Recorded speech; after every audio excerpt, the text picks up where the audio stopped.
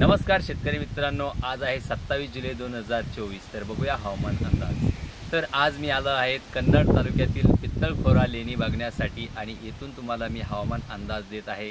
तर बघा शेतकरी मित्रांनो, आपण मागील व्हिडिओमध्ये सांगितलं होतं की 27, 28, 29 तारखेला एक कमी दाबाचे क्षेत्र निर्माण होणार आहे आणि त्याचा प्रभाव विदर्भात आणि मराठवाडा आणि उत्तर महाराष्ट्रात हलक्या मध्यम स्वरूपाचा पाऊस, काही ठिकाणी जोरदार स्वरूपाचा पाऊस पुढील 48 तासामध्ये पडण्याची शक्यता आहे।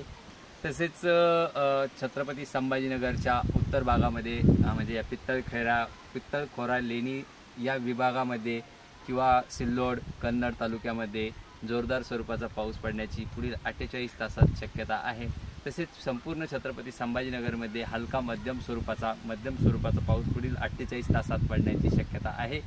तरी सर्व शेतकऱ्यांनी याची नोंद घ्यावी। माझं नाव रवींद्र चांगदेव, डमाळे, मुक्काम पोस्ट धोंदलगाव, तालुका वैजापूर, जिल्हा छत्रपती संभाजीनगर। धन्यवाद।